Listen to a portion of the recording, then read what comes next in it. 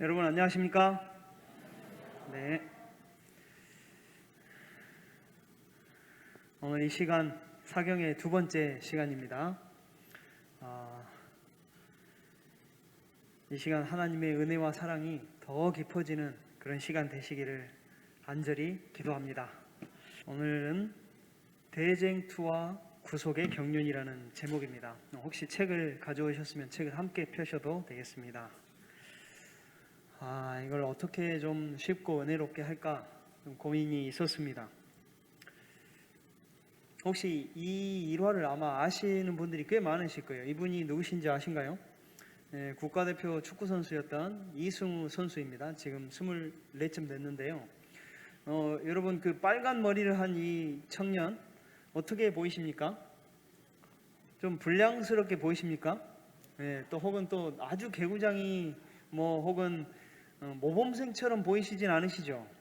근데 이 친구가 나올 때마다 흰색 머리 혹은 금색 머리 혹은 그래서 이건 어떤 사람들은 이것이 참 그 개성이 독특하고 또 자기를 나타내기 좋아하는 걸로 이해할 수 있어요. 근데 이 청년이 이렇게 한 이유는 엄마 아빠가 늘 일 때문에 가정 형편 때문에 못 길러주시는데 할머니가 어릴 때 이 청년 이승우 청년을 계속 길러주셨어요. 그래서 이 청년이 이 할머니를 되게 사랑하는 마음이 있어서 자기가 축구 경기를 할 때 할머니가 자기를 잘 보도록 하려고 일부러 할 때마다 경기마다 독특한 이렇게 아주 튀는 염색을 했다는 것입니다. 그래서 처음에는 이걸 할 때 사람들이 이 사정을 모르고 비난을 했어요. 어떻게 더 튀려고 하는 거냐. 그래서 여러 가지 비난과 말들이 막 오갔어요. 그리고 사람들은 실제로 그것을 믿고 또 댓글도 달고 아주 안 좋은 평을 계속했어요. 근데 나중에 이제 이 사연이 뒤늦게 이제 알려지고 나서 사람들이 그랬구나라는 걸 알았습니다. 제가 이 이야기를 드린 이유는 우리는 이 죄된 세상에서 특히 죄가 만연해 있는 이 세상에서는 비난과 의심이 그 진리된 마음을 압도할 수 있어요. 그리고 실제로도 그렇습니다. 그래서 조그만 안 좋은 뉴스가 좋은 뉴스를 압도해요. 조회수를. 그리고 안 좋은 평이나 안 좋은 소문이 좋은 소문을 훨씬 압도하고 그 사람이 어떻게 되든지 간에 그거를 눌러버리는 경향이 많이 있습니다. 마찬가지로 우리의 죄된 세상에서의 가장 큰 여러 가지 문제 중에 하나는 진리가 진리로서 드러나지 않고 우리가 생각하는 안 좋은 쪽과 또 죄로 더럽혀진 그런 오해들로 이 세상이 되어 있다는 것입니다. 그래서 우리도 누구를 의심하냐면 하나님의 품성과 율법과 그분의 주권에 대한 여러 가지 난무하는 비난들을 우리는 의심할 수밖에 없다는 이 세상에 처해 있다는 사실입니다. 그래서 그것 때문에 우리는 하나님의 율법과 품성과 주권이 이 선악의 대쟁투에 있어서 매우 중요한 문제이고 이걸로 인해서 큰 전쟁이 아직까지 이어지고 있다는 것이 일강의 주제였습니다.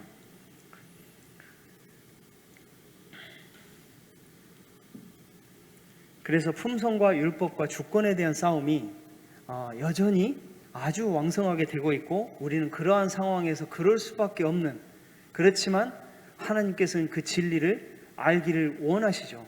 그렇지만 하나님께서 우리의 세상은 비난과 의심과 그거를 이렇게 오해하게 만드는 그러한 권모술수를 진리가 이기기에는 이 세상에 속한 모든 것들이 너무 악으로 둘러싸여 있기 때문에 그 사실을 우리가 알아채기란 매우 어렵다는 사실입니다. 그런데 그거를 알아채기 위해서 우리에게 필요한 것은 무엇이냐면 오랜 사랑, 아주 절대적인 헌신과 희생이 필요하다는 것입니다. 그래서 그 희생이 드러나기에 가장 적합한 사건이 있습니다. 그래서 중요한 것은 하나님께서 이 죄의 문제를 어떻게 해결해 가시는 것이 중요한 관건이 되는 것이죠. 죄의 문제가 분명히 이해가 드러나고 하나님의 그 진실한 사랑이 드러나게 되는 결정적인 사건이 바로 무엇입니까? 십자가입니다.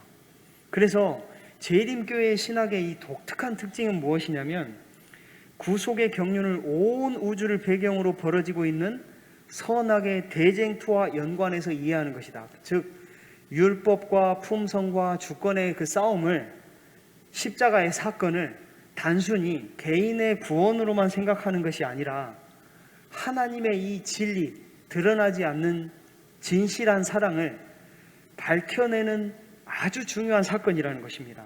그래서 그 피의 값으로 우리를 사는 것뿐만 아니라 하나님의 진짜 품성, 정말로 오해되어져 있던 그런 것들을 드러내는 것입니다. 그래서 구속의 경륜에는 사람을 구원하는 일보다 더 광범위하고 깊은 목적이 있다. 온 우주 앞에 하나님의 품성을 옹호하시기 위해서였다. 하나님의 사랑을 제대로 드러내기 위해서는 반드시 이것이 필요했다는 뜻입니다. 그래서 하나님의 구속의 경륜은 인류만을 위한 것이 아니다. 더 깊은, 더 넓은 의미가 있죠. 십자가의 역할은 죄인을 구원하는 그 값을 치르는 것만에 있는 것이 아니라 하나님의 이 죄의 문제를 해결하는 과정, 하나님이 정말로 오해되어졌던 그 품성을 드러내게 해주는 온 우주 거민들을 위한 계획이다라고 이해하는 것이 중요합니다. 그렇다면 우리가 이제 제가 잠깐 한 2, 3분 정도 토론할 시간을 드리겠습니다. 제가 오늘 말씀을 드린 그 배경을 바탕으로 해서 십자가의 희생이 우리가 지금 방금 얘기한 대쟁투, 우주의 전 전쟁에 관한 접근이 왜 과연 필요할까? 이것에 대한 질문을 우리가 깊이 한번 2, 3분 정도 해보시고 옆에 있는 분들과 한번 해보시고 과연 왜 우리가 대쟁투의 희생을 이걸 알아야 하는가에 대한 문제입니다. 그 문제를 한번 해보시고 저와 함께 다시 정리해보는 시간을 가지면서 다음 것을 좀 열어가고자 합니다. 왜 십자가의 희생이 대쟁투적으로 이해돼야 되는가? 그것이 과연 우리의 삶의 신앙에 왜 진짜 필요할까? 옆에 계신 분들과 한번 좀 이야기를 2, 3분 정도 해보겠습니다. 50분까지 하겠습니다.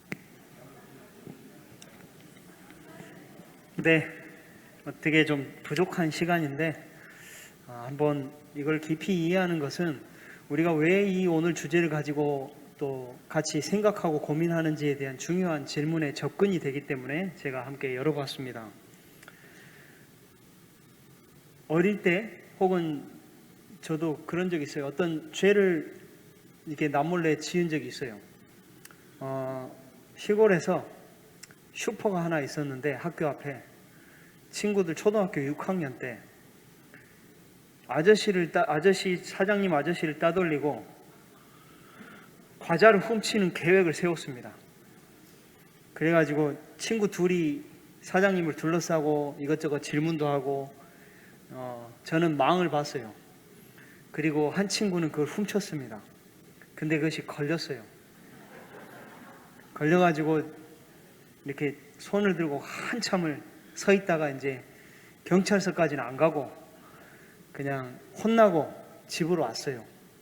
근데 이제 다행인 것은 그것을 학교까지 안 가고 또 부모님까지 안 갔어요. 이 죄의 문제는 단순히 나 혼자 죄를 지어서 어떤 사람이 피해를 입는 문제뿐만 아니라 학교의 문제로 가듯이 또 가정의 문제로 가듯이 또 친구들과의 문제로 가듯이 본인의 문제의 이상의 어떤 큰 파장을 일으킵니다. 그래서 개인의 구원과 개인의 어떤 회개에만 집중하는 것은 우리의 죄의 문제의 완전한 해결에 분명히 허점과 또 부족해 보충해야 될 부분이 드러난다는 것입니다. 여기 보시면 최근에 아주 광주에서 되게 일어나지 말아야 할 일들이 좀 많이 일어났습니다. 어떻게 하나님이 계시다면, 어떻게 하나님이 계시면 이런 일을 막아놓지 않으시고 아무 죄가 없을 법한 혹은 좀 무죄한 사람들이 희생당하는 것을 우리가 봐야 됩니까? 혹은 세월호의 그 우리 가슴 아픈 우리 역사가 있지 않습니까? 하나님 왜 그대로 놔두실까? 그리고 하나님은 우리가 죄를 회개했으면 바로 그냥 하늘로 바로 데려가 버리시면 되지. 왜 죄를 또 짓도록 불안한 상태로 다시 또 하나님을 거절할 수 있는 상황을 계속 놔두시는가 입니다. 내가 믿었으면 우리 가족들도 다 구원받게 해주면 좋은데 왜 우리 가족들은 아직도 여전히 믿음에 대한 확신이 없고 방황하는가입니다. 근데 이러한 문제들을 우리는 많은 신학적인 문제들이 있는데 그 문제들을 해결하는데 이 십자가의 희생과 또 대쟁투적인 접근이 매우 필수적이라는 것입니다. 여러분과 그 문제를 한번 같이 해보겠습니다. 그래서 내가 이 죄악의 싸움을 과연 이길 수 있을까? 앞으로 우리 재림교회의 문제뿐만 아니라 이 그리스도인들의 많은 문제죠. 나는 여전히 죄를 짓고 있고 앞으로도 죄를 지을 것 같은데 정말 내가 이 싸움을 이길 수 있을까? 구원에 대한 확신도 불분명합니다. 그런데 저희가 이 대쟁투적인 접근과 십자가의 사랑과 희생을 깊이 생각하고 연구할 때 우리의 이러한 문제들은 머나먼 길로 가버리는 것입니다. 그래서 제가 신학적인 접근으로 먼저 한번 간단하게 요약을 해보면 십자가가 대쟁투적인 접근을 한 필요한 이유는 이것입니다. 신학적인 접근입니다. 십자가 사건을 이해해서 왜 인간으로 오셨고 왜 그분이 굳이 우리의 핏값만 지불하면 되셨으면 바로 그냥 1, 20년 안에 돌아가시면 되는데 굳이 33년 동안 왜 고통스럽게 사셨는지, 즉 이것은 우리가 왜 이 땅에서 고통스럽게 사는지에 대한 질문도 같이 할 수 있다는 것입니다. 그래서 33년의 시간을 해결해 줄 수 있습니다. 그 다음에 왜 십자가로 전쟁을 바로 끝내시지 않고 아직까지 우리의 지구는 계속해서 죄악 속에 고통당하고 있는지에 대한, 하나님은 왜 아까 같은 사건을 계속 묵인하시는지에 대한 우리의 해답을 얻을 수 있다는 것입니다. 세 번째는 우리가 오해하고 있는 많은 지옥에 대한, 하나님에 대한 그런 무서운 이야기들, 또 재림전 심판에 대한 오해들, 성소의 문제들을 이 사건을 통해서 이해하는 기초가 될 수 있다는 것입니다. 그리고 율법을 왜 더 지켜야 되는지, 우리가 구원의 뜻이 아니라 구원을 받기 위해서 율법을 지키는 것은 이미 율법을 지키지 않는다는 걸 우리가 알고 있습니다. 그렇다면 더 우리에게 분명한 동기부여, 정말 우리가 예수님의 율법, 하나님의 율법을 더 사수하고 순종하며 지키고 그것을 기쁘게 여겨야 하는 이유들을 우리는 이 속에서 더 찾을 수 있다는 것입니다. 여러분, 중요한 것입니까? 네, 중요합니다. 그 다음으로는 개인적인 믿음의 확신에서도 이러한 것들이 필요하다고 저는 여겨집니다. 물론 많은 것들이 더 있지만은 먼저 하나님이 공의로우신데 또한 반대로 자비로우신 것 같은데 어떻게 공의와 자비가 합쳐져 가지고 죄 지은 사람은 반드시 죽어야 되는데 어떻게 그걸 살려주는지, 그거에 대한 이해를 십자가를 통해서 할 수 있습니다. 그 다음은 하나님의, 이것을 통해서 하나님의 품성을, 하나님의 율법의 원칙이 그대로 세워졌는데 어떻게 세워진 가운데 하늘의 그 나라의 기본 틀을 유지할 수 있는지를 이해하게 된다는 것입니다. 그래서 하나님의 율법을 더 사랑할 수 있게 됩니다. 세 번째입니다. 고통 중에 하나님을 우리가 의심하지 않고, 하나님을 확신 있게, 하나님의 사랑을 의심하지 않고 우리가 믿음의 순종의 길을 갈 수 있다는 것입니다. 구원에 대한 확신입니다. 십자가에서 사단은 완전하게 패배했습니다. 그것을 성경절과 함께 보시면 좋겠습니다. 그래서 이제는 우리는 어떤 믿음의 길을 가고 있냐면 승리의 길을 가고 있는 중입니다. 이미 이긴 전쟁을 우리는 예수님과 함께 걷기만 하면 된다는 것입니다. 그래서 우리는 패배할 염려가 전혀 없다라는 생각을 하고 우리가 갈 수 있다는 것입니다. 그래서 십자가의 의미를 여러분과 함께 이제 구체적으로 몇 가지를, 십자가의 대쟁투적 의미들만 구체적으로 4가지 정도 하고 오늘의 말씀을 정리하고 마무리하겠습니다. 예수님이 십자가에서 숨을 거두실 때 선악의 대쟁투에서 사탄의 패배가 완전히 확정되었습니다. 더 이상 사탄이 이길 수 있는 가능성은 전혀 없습니다. 창세기 3장 15절이 바로 이 사건을 예언한 것입니다. 우리가 알죠? 원복음이라고 합니다. 같이 한번 읽어볼까요? 시작.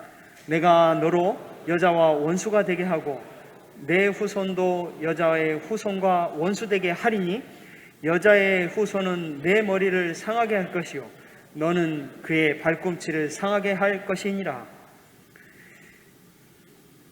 여자의 후손이 뱀의 머리를 완전히 박살내는 사건이 언제일까요? 바로 십자가입니다. 원어에는 머리를 상하게 한다는 게 아니라 머리가 완전히 부서져서 가루가 된다는 표현을 쓰고 있어요. 근데 이제 우리나라 말로 좀 부드럽게 이렇게 표현을 한 것 같습니다. 완전히 패배해서 다시는 심폐소생술로도 살아날 수 없는 상태가 돼버린 것이 바로 십자가 사건이라고 예언하고 있습니다. 십자가의 패배는 사탄이 경험한 완전하고도 확실한 패배이라는 것입니다. 사탄이 하늘에서 반역을 저질렀고 그리고 하늘에서 이제 집을 나올 때 그때가 패배가 된 것이 아니냐, 이미 패배한 거 아니냐, 기존의 재림교인들은 그렇게 알고 있었어요. 그리고 어떻게 했냐면 예전에 요한계시록 12장 7절에서 9절의 이 말씀을 이렇게 이해하고 있었습니다. 하늘에 전쟁이 있으니 미가엘과 그의 사자들이 용과 더불어 싸울세 용과 그의 사자들도 싸우나 이기지 못하여 다시 하늘에서 그들이 있을 곳을 얻지 못한지라. 이 문구를 예전에는 하늘집에서 최초의 반역이 일어나서 떨어져 나간 것으로 저희 교회는 이해했습니다. 물론 다는 아니었지만 상당 부분 그렇게 이해를 했어요. 그렇지만 이제 최근에 이 여러 가지 맥락과 시대의 소망을 검토했을 때 이것보다 더 좋은 해석이 나왔다고 하고 이것을 사경의 교재로 했고 최근에 모든 대부분의 신학자들은 그렇게 또 우리를 이해하고 있습니다. 그래서 시대의 소망 79장 다 이루었다라는 그 챕터가 있습니다. 그 부분을 여러분들이 깊이 있게 한번 읽어보시면 이런 관점에서 읽어보시면 또 이해가 되실 수 있어요. 왜 그러냐면 이해하겠습니다. 하늘에서 그들이 있을 곳이라고 해서 하늘 그 왕국에서 하늘의 별 3분의 1이 쫓겨났다라고 이해하고 있었어요. 그런데 요한계시록 12장이 어떤 배경에서 이야기가 진행되고 있는지를 봐야 됩니까? 네, 요한계시록 12장이 어떤 배경에서 전체적인 줄거리가 진행되고 있는지를 보고 거기서 이 말을 따는 게 우리의 재림교회의 역사적 히스토리컬 해석의 방법입니다. 그러면 12장은 어떤 내용인가요? 처음부터 하늘에서 범죄가 시작돼서 여자의 남은 자손과 그리고 여자의 후손과 예수님의 십자가와 마지막 대쟁투가 끝나는 데까지 역사를 쭉 나열하고 있어요. 근데 그 중에서 어느 쯤에 오냐면 이것이 중간쯤에 옵니다. 그래서 요한계시록 12장을 잘 보시면 이 부분이 있는 다음에 요 구절이 나옵니다. 내가 또 들으니 하늘에 큰 음성이 있어. 바로 이 사건이 있는 거죠. 이르되 이제 우리 하나님의 구원과 능력과 나라와 또 그의 그리스도의 권세가 나타났다. 이 사건이 있는데 권세가 나타났다고 했어요. 즉 우리의 구원이 어떻게 됐습니까? 확실해졌다고 이야기하고 있습니다. 근데 하늘에서 사단이 쫓겨났을 때 우리의 구원이 확실해졌습니까? 아니에요. 예수님이 십자가에 달려 돌아가셨을 때 우리의 구원이 정확하게 확실하게 된 것입니다.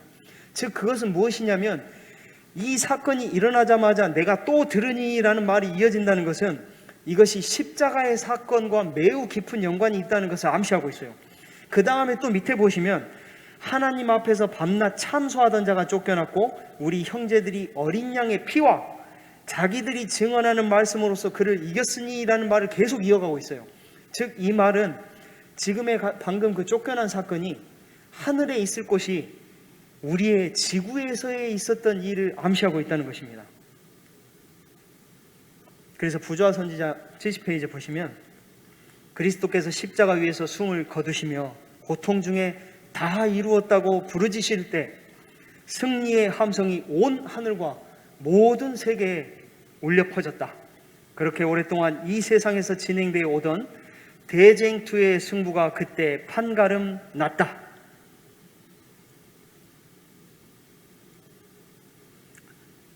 그래서 사단은 그 전까지는 이 세상의 모든 피조물들, 즉 우리가 아까 말씀드렸듯이 이승우 선수의 그 진실을 우리가 다 모르지 않습니까? 그분이 말하기 전까지 혹은 주변 사람이 말하기 전까지 마찬가지로 세계의 모든 피조물들은 전지전능하지 않아요. 하나님처럼 다 꿰뚫어 보지 못합니다. 그런데 그 꿰뚫어 볼 수 있는 사건이 퍼질 때가 돼야 비로소 자신이 그 사건을 통해서 이해하고 선택할 수 있을 때 하나님을 선택하게 되는 사건이 일어나게 되는 것입니다. 그래서 그 사건은 바로 십자가의 사건으로 된다는 것이죠. 그래서 그렇기 때문에 그는 그 전까지는 욥처럼 하늘 아들들 자리에 참석했습니다. 그런데 이제는 하늘 아들들이 그 자리에 참석하는 것을 용납치 않습니다. 왜냐하면 자기들의 창조주이시고 자기들을 사랑하는 하나님 예수님을 죽여버리는 사건을 목격한 것입니다. 그래서 이렇게 나옵니다. 시대의 소망 761페이지에 보면 사탄은 자기의 가면이 벗겨진 것을 알았다. 그의 행적은 타락하지 않은 천사들과 하늘 온 우주 앞에 공개되었다. 그는 살인자임이 판명되었다. 그때부터 그의 사업은 제한을 받았다. 어디에만 있을 수 있습니까? 지구에만 있을 수 있어요. 그가 어떤 태도를 보이든 그는 더는 하늘 궁정에서 내려오는 천사들을 기다렸다가 그들 앞에 죄로 인해 검고 불견해진 옷을 입고 있는 우리 그리스도의 형제들을 고소할 수 없었다. 은혜 아닙니까? 그리스도의 형제들을 더 이상 고소할 수 없었다. 사탄과 하늘세계 사이에 연결되어 있던 마지막 동정의 고리가 끊어졌다. 이제는 사단이 우리를 고소할 수 있는 빌미가 사라져 버렸습니다. 우리가 어떤 죄를 지었든 간에 예수님 안에 그걸 고백하고 예수님을 우리의 구주로 받아들이고 또 예수님 안에 우리의 모든 생애를 맡길 때 우리의 모든 죄들이 예수님 안에 모두 깨끗해지고 사단의 고소가 이제는 무력해진 것을 뜻합니다. 그래서 십자가의 희생은 우리의 구원의 확신에 매우 중요한 사건임을 우리는 알게 된 것입니다. 여러분 구원의 확신을 가지십니까? 구원의 확신을 분명히 가지십니까? 구원의 확신 안에 예수님을 바라보는 저희가 되시면 좋겠습니다. 그래서 방금 말씀드린 건데 하늘과 사탄 사이의 관계가 단절이 되어버립니다. 십자가의 의미는 사단에 대한 진실이 이제 드러납니다. 우리가 몰랐던 그 하나님의 사랑이 이제 진짜로 밝혀진 것이 바로 십자가의 사건이란 것입니다.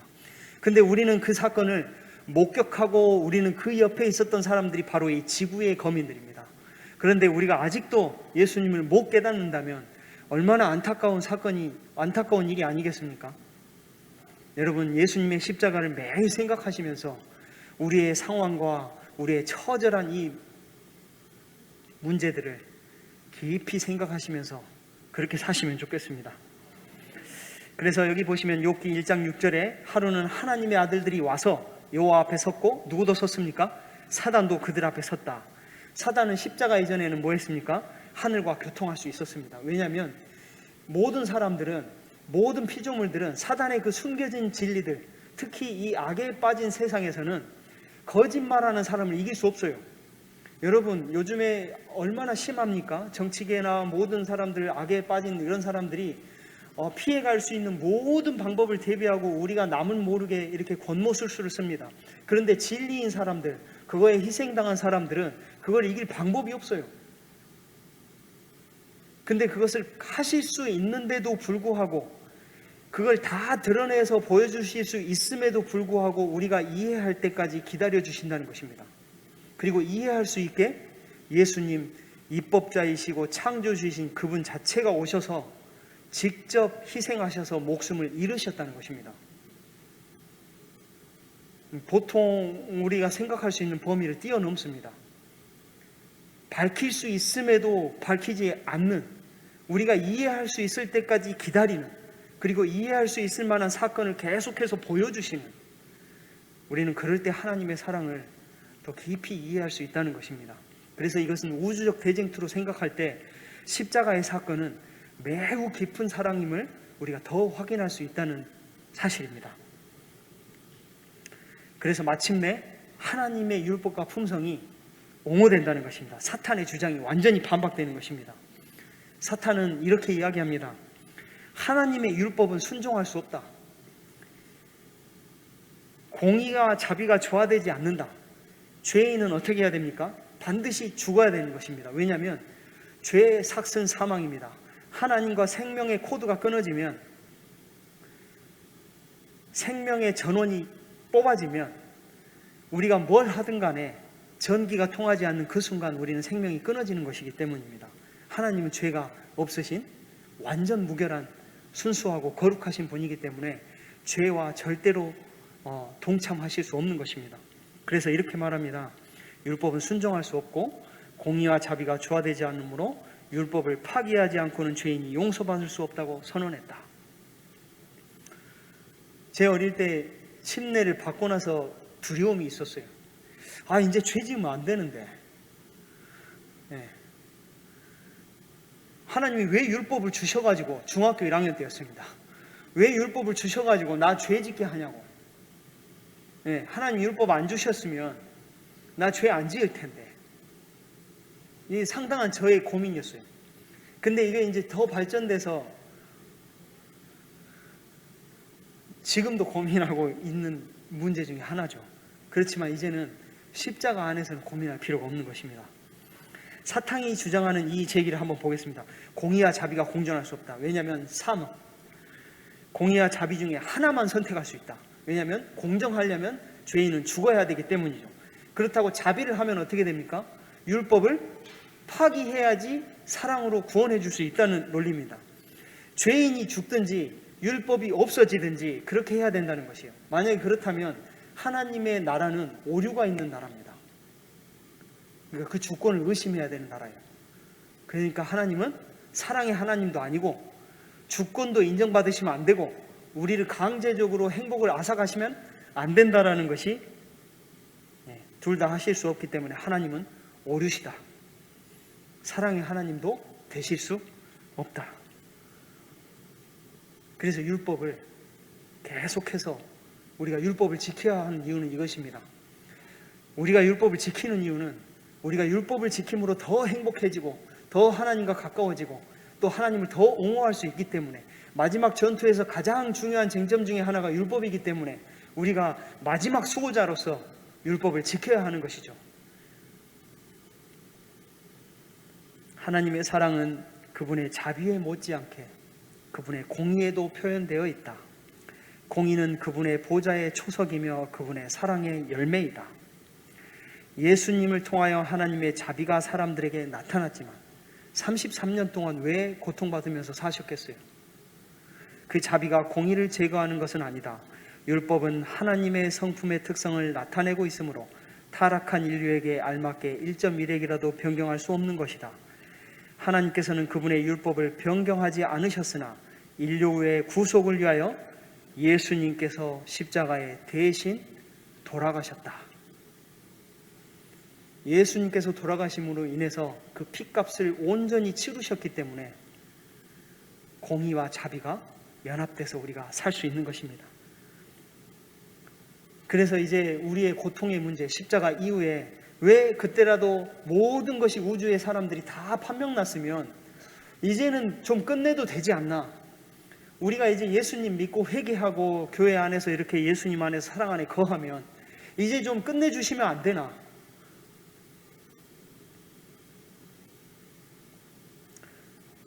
아까도 말씀드렸지만 우리는 그 빨간 머리의 진실을 잘 몰라요. 말해주기 전까지는, 또 그 할머니가 나타나서 말해주기 전까지는. 왜 그때라도 사단, 모든 피조물들은 다 이해하지 못하기 때문입니다. 특히 누구만 이해 못하고 있습니까? 지구는 더 이해를 못하고 있다는 것입니다. 그래서 아직도 하나님의 십자가, 예수님의 십자가를 이해하지 못하고 예수님의 십자가를 잊어버리고 여전히 계속해서 하나님을 오해하고 하나님의 품성을 잘못되게 표현하고 있다는 것이요. 그래서 우리는 하나님께서는 그것을 지금 기다려주고 계신다는 것입니다. 여기 보면 시대소망 761 79장 다 이루었다는 이렇게 나와 있습니다. 그럼에도 불구하고 사탄은 그때 파멸되지 않았다. 천사들은 그때에도 대쟁투에 포함된 모든 경륜, 하나님의 모든 깊은 뜻을 다 깨닫지는 못했다. 문제가 되는 원칙들이 더욱 분명하게 나타나야만 했다. 다시는 죄가 없기 위해서는 정말 티끌만큼만 의심도 없어야 됩니다. 완전히 죄가 해결돼야 돼요. 그래서 인류를 위해서도 사탄은 계속 존재해 있어야 했다. 천사들과 마찬가지로 인류도 영광의 왕과 흑암의 왕 사이에 있는 차이점을 분명히 알아야만 했다. 인류는 자기가 섬길 자를 선택하게, 사랑은 선택하게 두는 것입니다. 사랑은 강요하지 않습니다. 근데 저희들도 모르게 아내를 혹은 우리 아이들을 혹은 새로운 성도들을 또 이웃들을 강요하는 그러한 죄에 빠져 있죠. 우리가 예수님의 품성을 닮아갈 때 우리는 이 모든 사람들의 그런 것들을 강요하지 않고 진정한 사랑 안에 머물 수 있을 거라고 저는 그렇게 믿습니다. 그래서 십자가에 끝내지 않는 이유는 다른 세계 거민들이 분명한 차이를 더 확실히 이해하기 위해서. 두 번째, 인류에게 사탄의 원칙이 드러나지 않았고 여기에 앉아 계신 분뿐만 아니라 아직 예수님을 모르시는 모든 분들도 하나님이 알기를 간절히 원하신다는 것입니다. 세 번째, 분명한 차이를 깨달을 때 선택할 수 있는 그 기회를 하나님께서 공정하게 자비롭게 주시기 위함이십니다. 얼마나 애가 탈까요? 부모가 자기 자식이 잘못되고 있는 걸 알 때 그거 빨리 돌아왔으면 좋겠는데 못하잖아요. 자식은 계속 엇나가잖아요. 화내고 야단치면 더 엇나갑니다. 근데 안타깝잖아요. 그래서 부모가 사랑을 계속해서 보내줄 수밖에 없는 거예요. 저도 부모님이 계시지만 부모님의 사랑을 아직 다 모르죠. 근데 나이가 들어갈수록 그 부모님께서 지속적인 사랑을 계속해서 해주니까 이제서야 조금 알겠다는 거죠. 예수님은 더 우리보다 그렇게 기다리고 계속해서 우리를 위해서 기다려주시고 그렇게 우리를 위해서 알려주시고 계신다는 것입니다. 이제는 마지막 싸움입니다. 십자가 대쟁투 이후에는 우리가 싸움의 막판이 되면 사람은 악에 쳐 올라 그 끝이 가게 됩니다. 우리가 싸움을 하다가도 이게 싸움으로 해결되지 않는다는 거 알아요. 근데 어떻게 갑니까? 예, 상대방 부모욕 무슨 욕 다 하게 됩니다.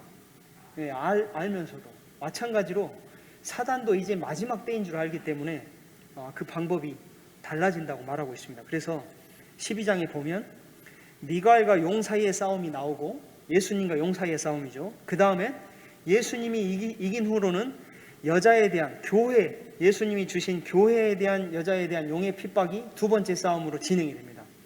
그리고 이제 마지막 지금 우리가 살고 있는 지금 이 순간이 무엇이냐면 용과 여자의 남은 자손 사이의 싸움이 진행되고 있다는 것입니다. 그렇다면 그 마지막 싸움은 성경에서 어떻게 이야기하고 있을까요? 싸움의 강도가 가장 격렬할 것이다라는 것입니다.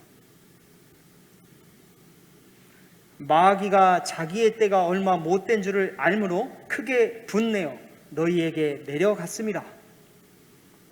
자기의 때가 얼마 남지 않은 걸 알고 분을 내어 우리에게 내려갔다. 두 번째는 여전히 품성과 율법과 거기에 대한 그것 때문에 진리의 오류를 섞는 방법을 여전히 더 교묘하게 섞어서 사용할 것이란 것입니다. 그래서 우리에게 일요일 휴업령은 어떤 한 분기점이 될 수 있죠. 그렇지만 그것이 내리기 전이라 할지라도 우리는 지금 일요일과 토요일 사이에서 분명한 차이점을 인식해야 됩니다. 세 번째는 남은 자손이 12장 17절 이후에 그 이후에 생겨난다는 것입니다. 계명을 지키며 예수의 증거를 가진 자들로 더불어 싸우려고 바다 모래 위에 섰더라. 네. 그래서 마침내 저희 이 시대가 지난 후에 대쟁투는 천년기 후에 사탄과 그의 세력이 멸망함으로 끝난다. 이 감동의 글이 제가 참 좋아서 같이 한번 나누려고 여기를 같이 띄웠습니다. 같이 마음속으로 읽으시고 제가 읽겠습니다. 대쟁투가 끝난 모습입니다. 대쟁투는 끝났다. 죄와 죄인들은 없어졌다. 온 우주는 깨끗해졌다. 오직 조화와 기쁨의 맥박만이 온 우주의 만물을 통하여 고동한다. 생명과 빛과 환희가 만물을 창조하신 분에게서 끝없이 넓은 우주로 퍼져나간다. 가장 작은 원자로부터 가장 큰 세계에 이르기까지 만물은 생물계와 무생물계를 막론하고 조금도 흠이 없는 아름다움과 완전한 기쁨으로 하나님은 사랑이시라고 선포한다. 아멘. 제가 마지막 구절 다시 한번 하겠습니다. 아름다움과 완전한 기쁨으로 하나님은 사랑이시라고 선포한다. 아멘. 그래서 이제 말씀을 줄이면 우리가 이 마지막 싸움에서 십자가의 대쟁투적인 의미를 생각하면서 우리가 이 싸움에 임하는 자세는 이렇게 해야 될 것이라고 하나님께서 말씀하고 계십니다. 첫 번째, 그분의 우주적인 희생에 우리가 깊은 이해를 통해서 그분의 사랑에 깊은 감사와 또 감동을 느끼면서 우리의 신앙생활을 이어가야 될 것입니다. 그래서 늘 그분의 생애에 대해서, 그리스도의 희생에 대해서 연구하고 또한 그거에 대해서 감사하는 것은 하루에 가장 먼저 해야 될 일인 것입니다. 우리가 일어나면 예수님의 십자가를 생각하시고, 우리가 힘들 때도 예수님의 십자가를 생각하시고 그렇게 살아가시면 좋겠습니다. 두 번째입니다. 이제는 더 이상 우리가 사단의 오류에 휘말리지 않고 십자가 사건으로 인해서 하나님의 품성과 율법과 주권에 대한 확신이 있었으면 좋겠습니다. 우리가 오해되어지는 많은 것들, 우리가 아직 미처 모르기 때문입니다. 그러나 분명한 것은 예수님께서 우리를 위해서 직접 오셔서 돌아가셨다는 사실입니다. 세 번째입니다. 완전한 승리에 대한 기쁨을 우리는 가져도 되겠습니다. 이제는 사단은 확실한 패배의 길에 들어섰습니다. 더 이상 사단은 피할 곳이 없고, 그리고 이것은 무엇입니까? 예수님께서 우리의 이 싸움을 이제는 더 유리한 입장에서, 이제 인간의 모습이 아니신 입장에서 하늘의 모든 능력을 사용하실 수 있는 예수님의 입장으로서 우리의 싸움을 기꺼이 도우려고 우리의 모든 기도를 영적인 싸움에 대해서는 들어주신다는 것입니다. 여러분, 그 확신 안에서, 구원의 확신 안에서 살아가시는 저와 재림교회 모든 우리 서중환교회 성도들 되시면 좋겠습니다. 네 번째입니다. 우주적 싸움에 함께 하실 것입니다. 하나님께서 결코 우리를 혼자 내버려 두시지 않고, 내가 너를 지명하여 불렀나니 너는 내 것이라. 5절입니다.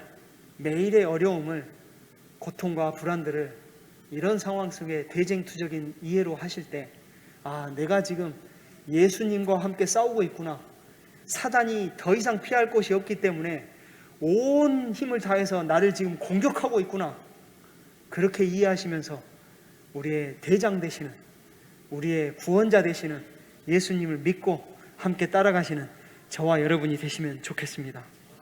마찬가지로 마지막입니다. 우리의 가벼운 죄가 온 우주의 죄를, 또 나의 죄가 가족과 모든 학교의 죄가 되었듯이 이 죄의 심각성을 깊이 깨달으시면 좋겠습니다. 개인의 구원의 문제로만 생각하지 마시고 내 죄가 모든 우주에 영향력을 미치고 있구나라는 생각을 하신다면, 우리가 조금 더 죄에 대한 경각심과 죄에 대한 무서움을 알고 하나님께 모든 것을 내려놓고 가지 않겠습니까? 저와 여러분이 하나님을 믿고 의지하면서 이 대쟁투적인 관점에서 십자가를 깊이 생각하시는 저와 여러분이 되시면 좋겠습니다.